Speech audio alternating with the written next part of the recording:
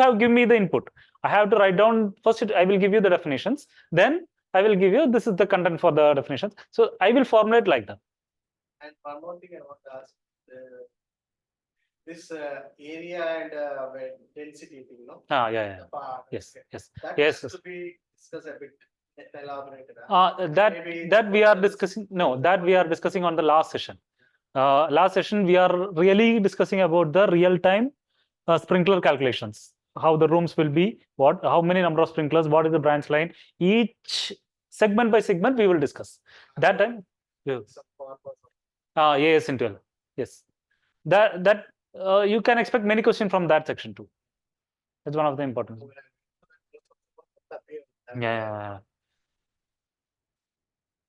And what about you, sir? Started? Have you seen any QCDD guidelines questions? QCDD guidelines question also.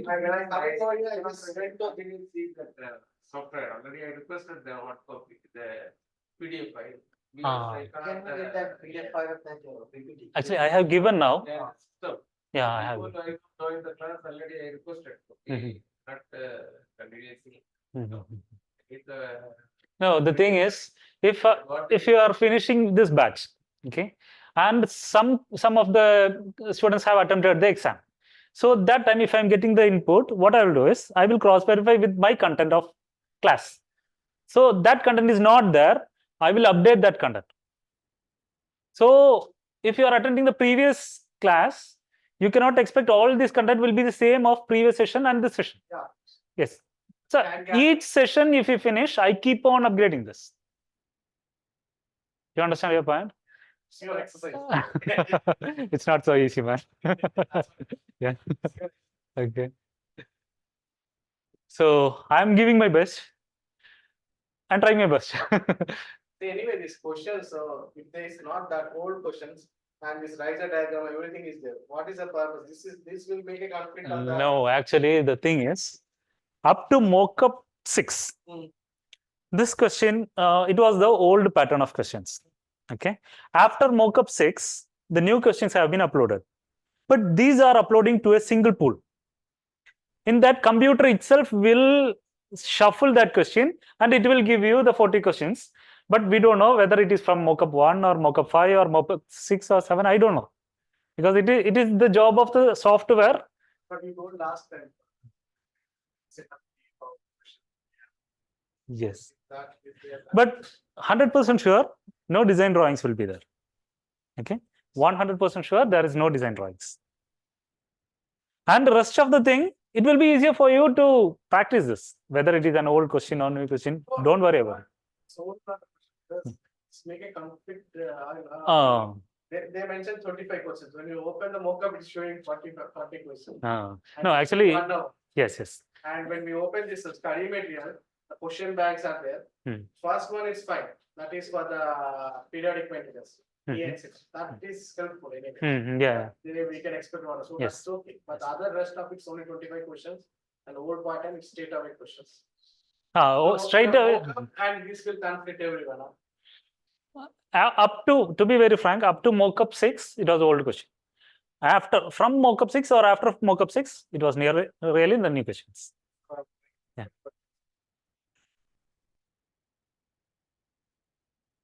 Yeah, I think we will start. And if you face any such problems, please post in the group. So it will be helpful for everyone to be aware of if you are facing something. So we'll start with NFPA 20.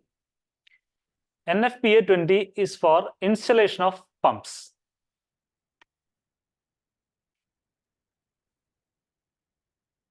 So in this session, we are mainly concentrating on types of pumps, its operation, and how it is being installed. Okay.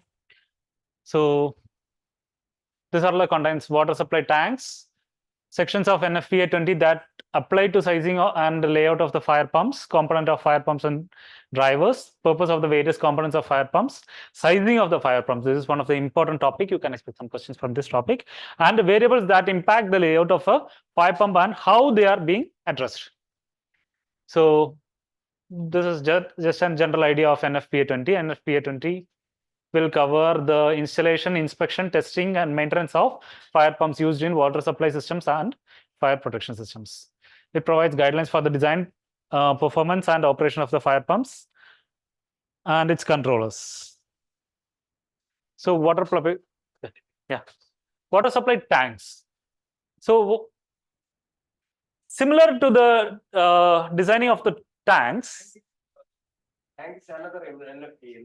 NFPA, but we have to know how much rating or how much hour this pump have to operate. That depends on how much water it is present on the water supply, right? So whether it will be a tank or direct municipal connection, even there is a municipal connection, it is mandatory to have a water tank in the premises. So such details will be included in these topics. So these are all the components of the tanks. Now, as per the QCDD guidelines, wherever you are constructing or designing a tank, should have to be with the partitions. You are not allowed to have one single tank for water supply. 2 partitions. So water supply in a high-rise building. See, here you can see the partitions for this. This is the guidelines for the cases. No, if there is any leak or anything happens to one partition, the other partition will supply for the makeover. But 2 partitions are connected. Yes, interconnected. Yes. So each individual tank or compartment directly supplying a vertical protection zone shall be sized so that at least 50% of the fire protection demand is stored with any one of the compartment of the tank. That is the main purpose. Only at least half of the purpose will be fulfilled. If one of the tank fails. The tank to the pump connection there, the Yes. any strainer is required. Strainer is not required. Before it was latest version is not. No, it was not required. No. Latest version. Before it was there. Uh, Old version. I don't remember. Yes. Okay, I have to cross verify that because now currently no strainer is not being. So we will study more in details on centrifugal pumps. That is one of the important topics. You can expect the question from this. And a review of pump basics, vertical shaft turbines, and positive displacement pumps. What is positive displacement pumps?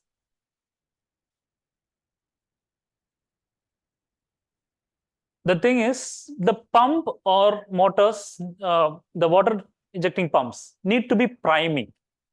You remember in your basic class, you have to pour some water and you have to run this pump and you have to take the water. That is called priming. If the pumps that does not require priming, it's known as positive displacement pumps. Means if you switch on the pump, it will directly pulls out the water. If it is not positive, non-positive displacement pumps, we have to do the priming for this. Okay. So related standards, NFPA 22, that is what we have seen, the water tanks for the private fire protection systems, and NFPA 24, private service mains and apparatus, 25, inspection, testing, and maintenance plans. In many, all the NFPA code we have studied so far, we have seen a topics called ITM, inspection, testing, and maintenance. But most of this is being given on the NFPA 25. Okay. First, if inspection, testing, and maintenance question is being asked, go directly to the NFPA 25. You can search in that. If the solution is not available there, then you have to find which NFPA code it will be and go to that ITM section. Okay. Most of the inspection, testing, maintenance plan will be available on NFPA 20. Most. NFPA 17 is for the electrical code and 110 is for the emergency and standby power systems. So sizing of the fire pump. This is the minimum requirements. Okay. In high-rise buildings, this can be an automatic fire standpipe systems demand which requires 500 gallons per minute at 100 psi. At the top of the most remote standpipe. Have you remembered this when we are going through the NFPA 13? The most remote standpipe riser must have 500 GPM at 100 psi. Okay. Plus 250 GPM for each individual standpipe up to a maximum of 1000. Actually, it is 1250. 1250 for dry system and 1000 for wet systems.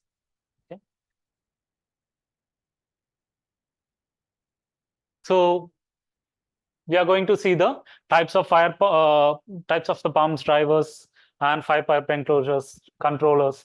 All these things we will see on the upcoming slides. So what is centrifugal pumps? This is the performance curve of the centrifugal pumps, percentage versus percentage of total head versus rated capacity. This point is the rated total head, because this is the optimal point where the total head and total rated capacity meets. This area we will have the highest performance of the centrifugal pumps. Pumps shall furnish not less than 150% of rated capacity at not less than 65% of total rated head. 65% in sense around here it will come, right? And 150% is the minimum requirement. Yes, rated capacity. Shut off head shall not exceed more than 100. Yes, 150%. Yes, here it is. 150% of this is the point. More than the design capacity. 65% of the total head and 150% of the total capacity. So this is the minimum requirement pump for the selection of the pumps. Minimum requirements. Pumps shall not furnish less than, means it should not go beyond this. That is the minimum requirement for the pumps. And shut-off head shall not exceed 140% of the rated head at any type of pump. So rated capacity, no, it is on percentage. Yeah, this is the percentage, and this is also percentage of total head. Yes. Okay. What is shut-off head? Shut-off head. Shut-off head in sense, when we are doing a shunt pressure, shunt testing, I explained you in the previous. Yes, at zero flow condition, that is shut-off.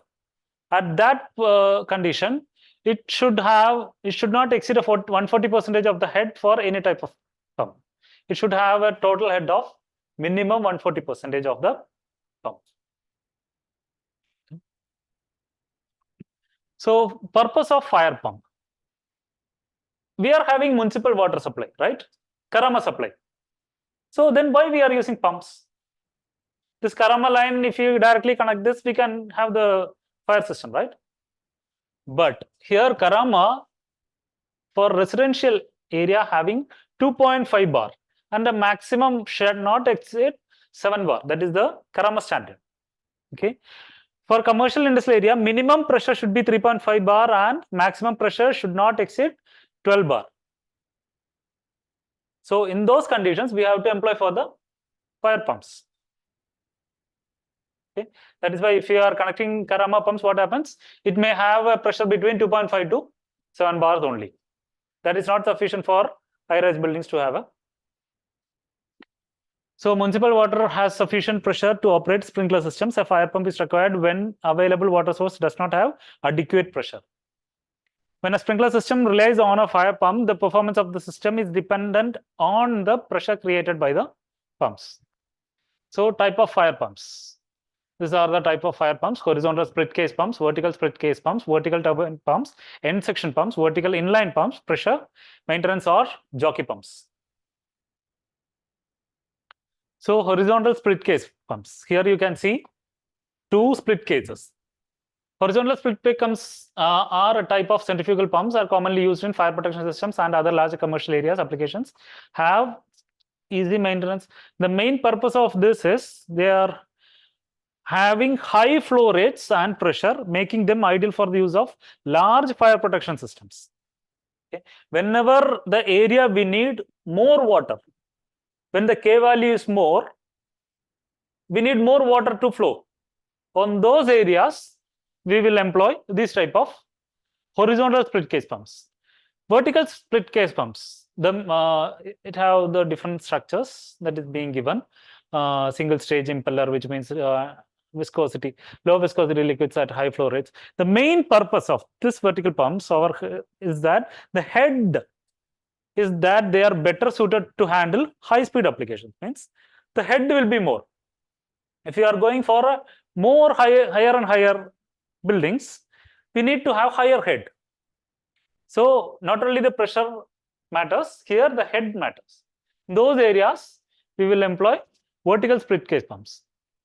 Vertical turbine pumps. They are commonly used for pumping waters from underground wells and other sources of water that are deep underground. These pumps are made of series of, here you can see each stages of, this is the multi-stage turbine pumps. So they are highly efficient and reliable and are capable of pumping large volumes of water over longer distances. Okay. Vertical inline pumps. Vertical inline pumps are centrifugal pumps are designed to mount inline with the piping systems. Means if you need like a booster pump, not jockey pumps. If you need some inline with we need some adding pressure to that pump. So that area we will use these types of vertical inline pumps. They are fitted with the various impellers including closed and semi-open. Additionally, they are highly efficient and can handle wider range of fluid viscous. End suction pumps. These suction pumps are centrifugal pumps that are specially designed for the fire protection applications. They are usually installed in horizontal pumps driven by electrical motor and diesel engines. So these are single impeller.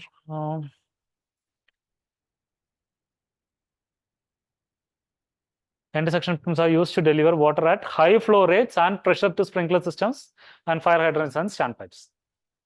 So that is the main point of this. Jockey pumps, we know that, right? So jockey pumps, what happens if the flow usually its duty point is 1% of the main pump flow. If 1% pressure drop in main flow or 10 psi over the main pump pressure flow drops, the jockey pumps starts. Okay, the main purpose of jockey pump is to keep the fire sprinklers pressurized when the system is not in use. This helps to ensure that when the fire sprinkler system is activated, there is an immediate and sufficient water supply. We know that application, right? So types of pumps based on power source. Electric driven pumps and diesel driven pumps. So this is the simplest electrical driven pumps. Electrical driven pumps are driven by electrical motors. They are used to, where a reliable sufficient source of water is required for fighting fires. These are used in high-rise buildings, hospitals and other facilities where large volume of required is used to prevent the fire spreading. So one of the main advantage of electric driven fire pump is that they are often more efficient and require less maintenance compared to diesel driven pumps. They are also produce less noise and emissions, making them a more environmentally friendly choice. Diesel pumps. If in case of any electrical failure happens in the systems, we will have a standby pumps, that is diesel pumps. So each depends on the conditions of the fire systems, they will have a rating of this. So if power failures, it should have to run at least minimum 1 hour or 30 minutes. It depends on the power requirements. So sizing of fire pumps. This is one of the important topics. In many high-rise buildings, this can be an automatic. This we have studied, right? The 500 GPM, and the same it is being repeated. For non-high-rise buildings, the most demanding area could with a high-rise finish located more than 30 feet above the lowest fire department vehicle access to be equipped with class 3 sandpipe and or class 1 if the building is fully sprinkled. We have studied about class 3 and class 1. Do you remember this? In the types of standpipe systems. Okay. So these are all the. So why we are sizing this fire pump? To determine the maximum flow rate required for the fire protection systems, determine the availability of water supply for the systems, and this may involve evaluating the static and residual water pressure as well as the flow rate available from the water source. To calculate total dynamic head, this is important, TDH. This takes into account for the fire friction losses, elevation changes, and factors that will affect the flow and pressure of the water. Select a fire pump that can provide required flow rate and TDH. So there is some permissible connection of pumps. this is the series connection in series and connection in parallel. Okay. So NFPA 20 permits the maximum of 3 pumps operate in series. If 3 or more pumps in series, it is not allowed. Fire pumps cannot operate in parallel because the discharge check valve is forced closed when the pressure on the outlet side of the valve is higher than that of the inlet side. Understand? It is not allowed to use the parallel connection in the fire pumping. Okay, only series connection is being allowed. Why? Because the discharge check valve is forced to close when the pressure of the outlet side of the valve is higher than that of the inlet side. Means if the pressure is more, what happens is the check valve will automatically shut off. Okay. So that is why it is not permissible to add parallel connections. And fire pump pressures. Total head of the fire pump is the energy imparted. For fire pumps such as horizontal split case and vertical inline centrifugal pumps are required to operate under net positive suction head, and total head of the pump is calculated by adding the suction head to the discharge head. Discharge head of the pump is varies along the performance curve that is limited by 3 points: shut-off, rating, and overload. So shut-off represents the maximum allowable total head pressure when the pump is operating at zero flow. That is referred to as Chant pressure. So rating is the listed pressure and the flow of the pump should be operated when 100% of the pump capacity. When we are utilizing the 100% of the flow. In sense, if we are giving the pump 500 GPM, we are running at 500 GPM of flow. At that pressure, we are seeing that is termed as rating. The total head pressure should not be less than 65% of the rated total head when the pump is operating 150% of the rated flow capacity. That is the overload point. Okay. These are all the 3 points you have to find in the limiting points for finding the performance curve of the pumps. Okay. So fire pump design. An outside screw or yoke gate valve. Normal gate valve. That is must be installed under suction of the pump to provide the means of isolation from the incoming supply line. This is the only device that explicitly permitted to be installed in the suction within 50 feet of the pump suction flange. There is no other NRV or PRV anything being allowed, or any sharp edges or any fittings is not allowed on the suction of the pumps within 50 feet of the pump suction flange. Pardon? Yes, 5D, yes. The municipal water department requires black flow preventer, that is NRV, to be installed in the fire pump suction line. It must be located at a distance of 10 times the size of the diameter of the pump suction flange. These terms are important. Okay? You may expect some questions from these 10 these terms. Okay, remember this. And if backflow preventer is equipped with the butterfly valves, the minimum distance of the suction flange is increased to 50 feet. Where the fire pumps are installed in a series, butterfly valves are not permitted to be installed between the pumps. It should be on the direct connections. Okay, we should not because if you close one of the valves of one pump, let's say 1, 2, 3 are in series. If you close the butterfly valve in between 1 and 2, the whole system will be blocked, right? So there is no butterfly valves being allowed in between any of these pumps if it is in series. And what is the second to last 15 feet back to prevention equipment? The minimum distance to the suction flange. Here you can see only device permitted installed in the suction flange within 50 feet of up to 50 feet. You are not allowed to install any of the butterfly valve or any devices. So if you are to be installed a black flow preventer valve, that is non-return valve, then you have to increase to more than 50. Yes. For a sample? Yes. Fire pump room location. So NFPA 20 requires the fire pump room to have minimum 2 hours of fire rating when located in a high-rise buildings. So fire rating can be reduced to 1 hour when the fire pump enclosure is located in a fully sprinkled or non-high-rise buildings. A good thumb rule is to provide at least 12 inch of clearance behind the pumps.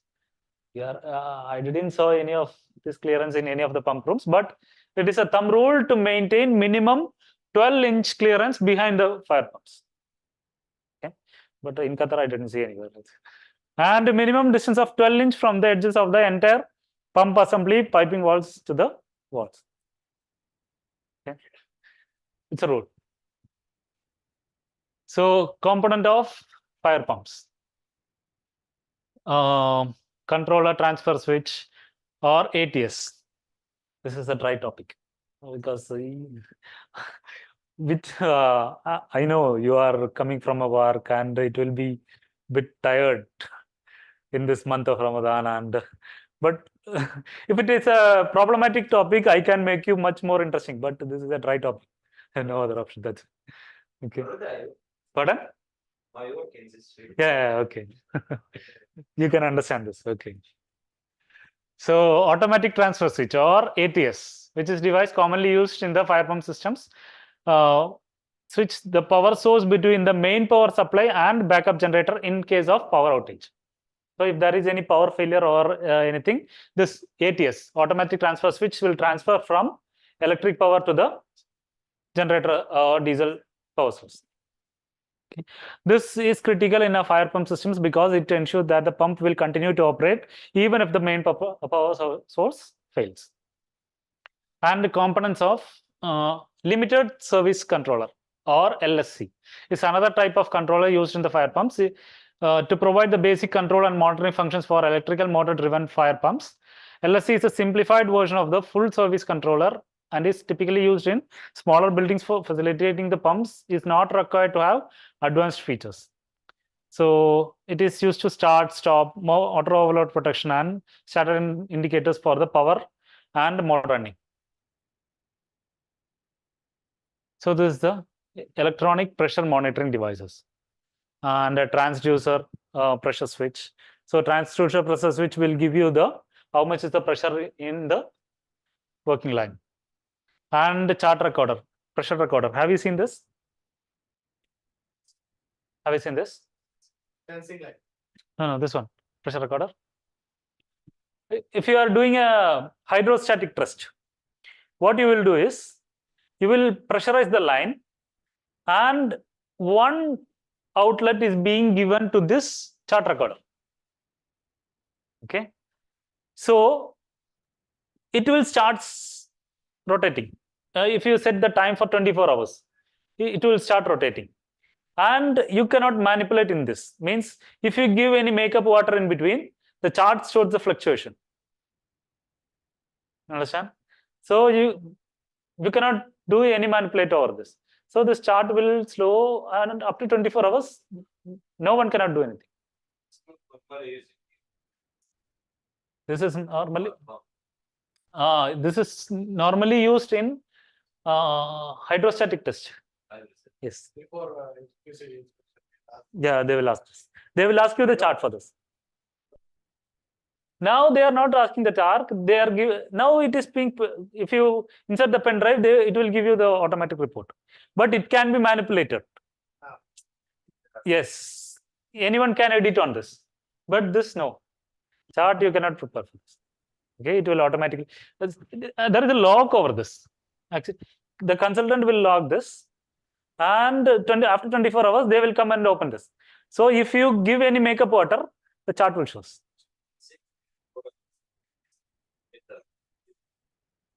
Flow meter is there, gauge is there. No, the gauge. No, if you put 8 o'clock, 8 bar pressure. You will take a photo. And you will take the photo and you go.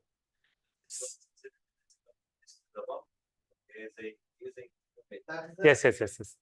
No, that is on running pressure. Yes, this is on hydrostatic pressure. Means if you are testing the line before it is being operational. Those areas this will be used. So pressure sensing lines, 2 check valves, minimum 5 feet in separation. These are all the schematic arrangement for fire pump, jockey pump, and its controllers. This is fire pump with its controller and jockey pump with its controller. So it have 2 check valves, minimum 5 feet separated, and it have 2 check valves with 5 feet separated.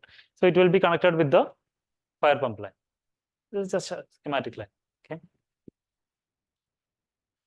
So pressure relief valves. Why the pressure relief valves are being used? If it is exceeding the rating pressure, then there will be an safety valve or pressure relief valve. And a FIA 20 standard does not want these devices used unless absolutely necessary diesel fire pumps due to potential failure of device which could impair the fire protection water supply.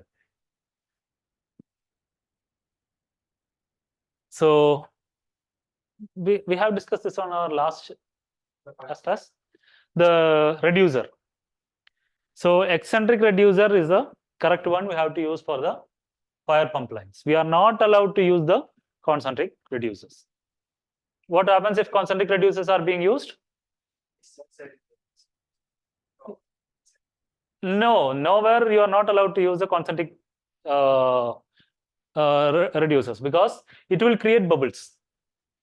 If it is in a concentric, what happens is it will come and close together and it will create a bubbles, and this will damage the impeller over this, creating an air pocket inside this impeller, and it will damage us, as well as the pressure which is showing is not the same as running pressure, because this air pocket will develop and it will show a false report for you,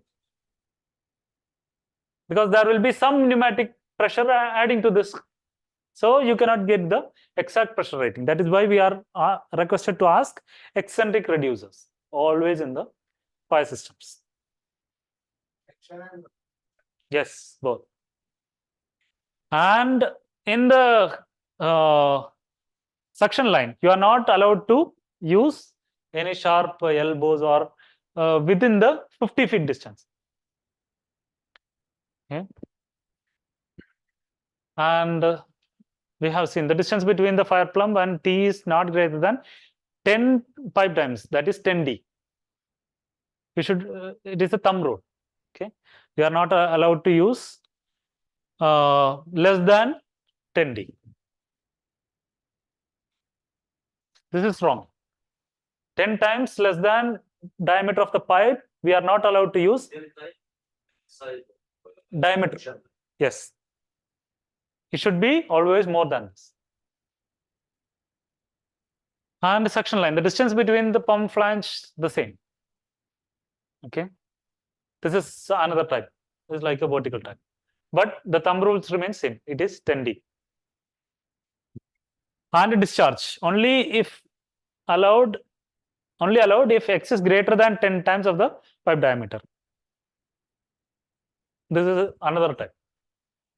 Okay. So low suction throttling device. We have seen we are connecting the pumps from the municipal water supply, and remote sensing line it is giving to the pressure controlling device. So it will control the pressure and it is delivered to the systems. Pardon? Pressure, yes, release valve. Regulating valve. Yes. It will give the input from this pressure, and it based on this pressure, it will regulate this. How much to go from this. Fire pump test header layout, discharge pumping and hose requirements. So this is a pitot tube to test the flow. So minimum test header pipe size. Based on the GPM of pipe size, minimum header, how much inch of the pipe is being used, and number of hose connections for the testing header. This is for the testing of the pipeline. I mean the discharge line. Okay. So we will test how much is the flow it is coming So if it is the flow of the pump, rating is 250 GPM of pump size, and the minimum size of pipe to be distance at a meter of 4.5 meters 3 inches, and the number of hose connections to be 1 test header. So this is for the testing of that pump. How much flow it is being delivered. Flow. Minimum test header pipe size. Okay.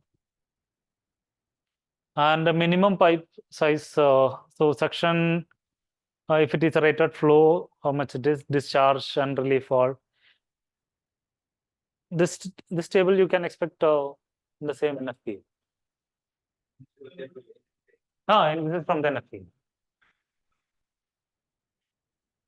So this is the simple operation of a pump.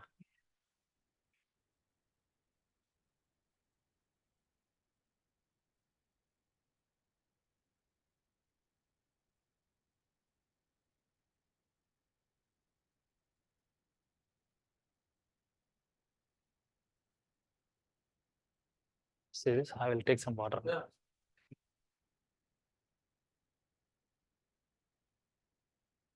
Speaker is not working.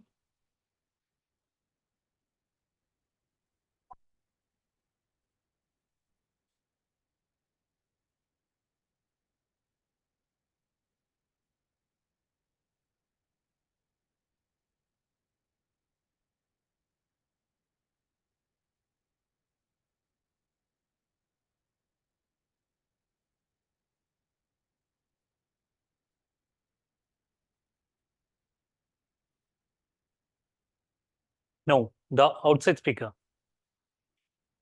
The speaker now, yes. No, they can hear me. Hear the speaker from. There is a audio is not working.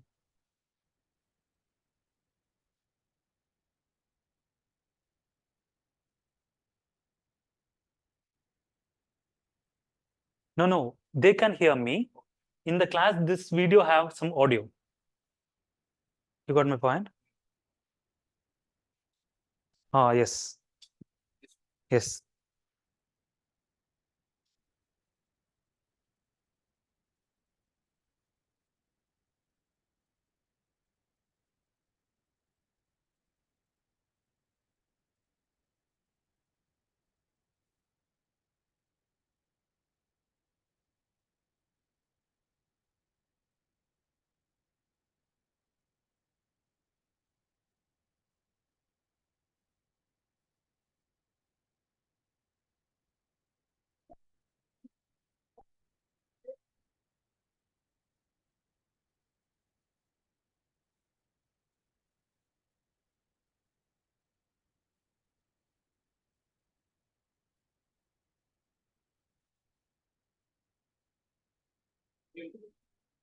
Yeah.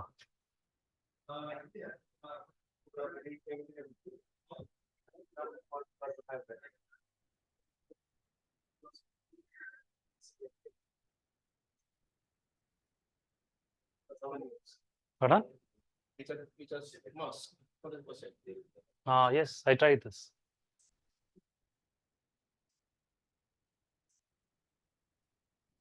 Is there any voice here? Everything is complete. Okay. It's fine. It's fine. It's okay. I'll explain.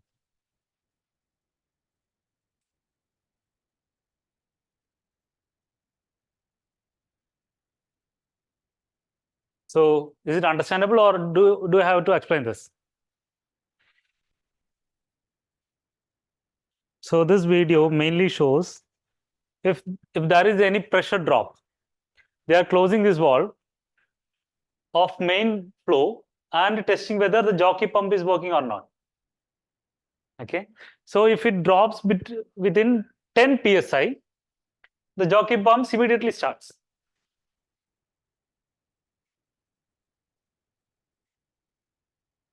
So jockey pumps cut pressure, it is set as 5.3 bar. So immediately it starts.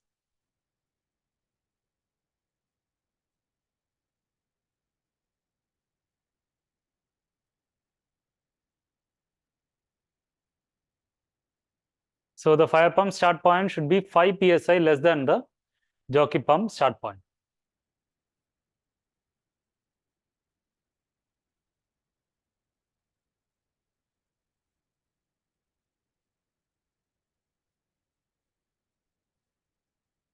So what if the jockey pump also cut off?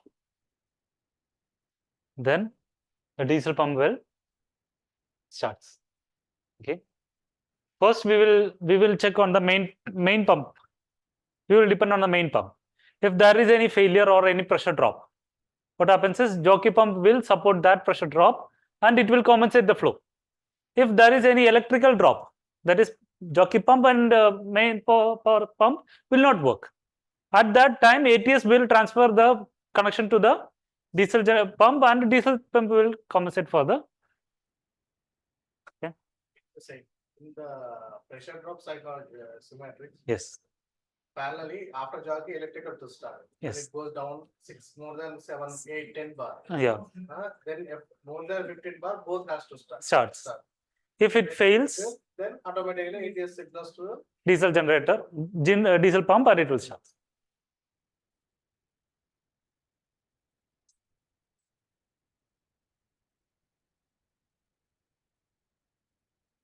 So now diesel cut on pressure and main pump cut.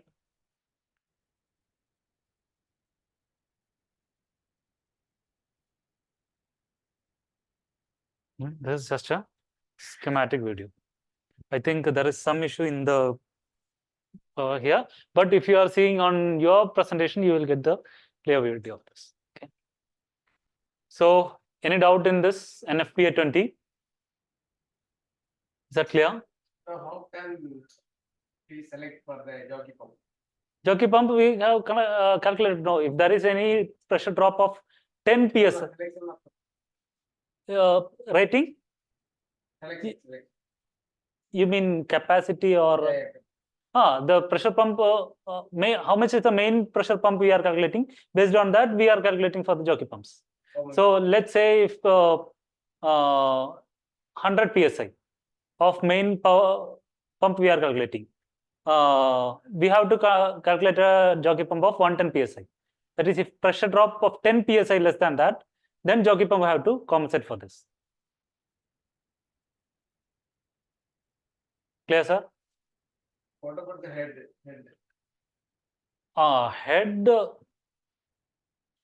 Head is head we will calculate. Pardon? Head. Same only for the flow is I think 3%.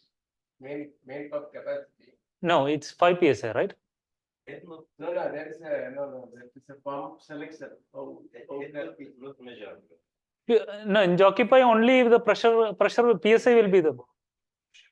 No head also. For example, okay, they are saying that 3% from the main pump, 3%. So head rising. How we can head. High rising maybe that 30-50 force. Okay, the height is more than 100 meters. They give it to you 10 percentage down. Okay, once the pressure low, will come, but not the. No, actually, based on the head, we have selected the main pump. So, based on the main pump, we are selecting the jockey pumps. Clear, sir? Shall we move? NFPA 20, now NFPA 24. NFPA 24 is not a big topic. It is for the installation of private service mains and its apprentice. So,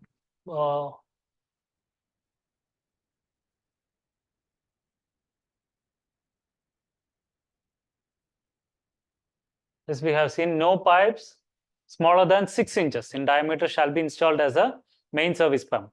So if you are installing less than 6 inch, that is even 4 inch is being allowed, in that cases,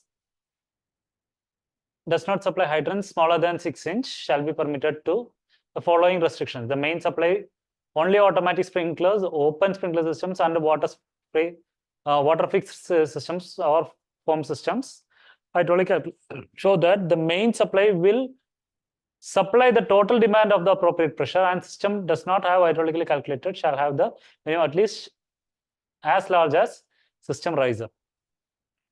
There is one criteria that even 4-inch pipes are being being allowed, but we have to meet up the constraints that even if there is any outside hydrants or connections is being given, it will be automatically cut out, and only the main supply 4-inch line will be in operation in case of fire lines. Okay. So these are all the materials of the pipes. I am not going much in detail into this. Plastic materials, we have seen this, right? So what are all the type of pipes we have used? Here mostly the underground pipes we are using the ductile iron. Ductile iron or gray, this is for the flanger type. Here we are using mostly in the underground we are using ductile iron or high density polyethylene, HDP. Okay. Piping for fire department connections. So these are all the materials for connection of fires. Flushing of pipes, we have seen this repeatedly. How much is the flushing rate? 10 feet per second or 3 meter per second, 3 point something meter per second. Pardon? Yes. Yes. 10 feet per second is the standard flushing. 3 meter per second or 10 feet per second. Pardon? No, flushing of the pipes commonly. Here you can see the size of the pipe, how much is the flow rate required in GPM, and this flow rate to produce a velocity at 10 feet per second. This NFPA 24. This is flushing is coming for NFPA 24, 13. Standard pipe and this one also same. Yes, same. Is it both was a difference in that and No, that is for the even for high-rise buildings. It is. This is for the service mains for private connections. There should be 3 meters per second. What's the GPM? No, actually, this is for the flow rate, and this is for the velocity. Flow. Mostly, it's a standard. Yes, standard. But flow rate changes as per the size. Yes, size of the pipe. Yes. What you asked? what is the difference between standard pipe and NFPA and this NFPA? You are asking for NFPA 13 and this? No, NFPA 14 standard pipes. Standpipe systems. No. Standpipe system is for it is from the pump to the high-rise buildings. The connections of branch lines, zone control valves, and other breaching outlet. All these will be on the standpipe systems. Yes. From the outer external to the pump. Yes. But this system is concentrating mainly on the connections to the underground to the service connections to the mains. No, it will not cover any of the standpipe systems, any of the sprinkler systems. No, it will not connect. It will just connect to the. Yes. Those systems. So hydrostatic test, we have seen this. The same. There is no difference between this 200 psi or plus 5 psi greater than this. We are calculating 50 psi greater than the operating pressure. We will match this and check whichever is higher, we will opt for that option. And this is the acceptable range, shall maintain the pressure of plus or minus 5 psi for 2 hours. Actually, there will not be any 5 psi plus, but there is possibility of 5 psi negative if there is any pressure drop, right? In the hydrostatic pressure, is there any possible for increasing the pressure? No, there is possibility for increasing pressure. Okay. If you are using a high density polyethylene pipe, okay, what happens is if we keep on pressuring this pipe expands.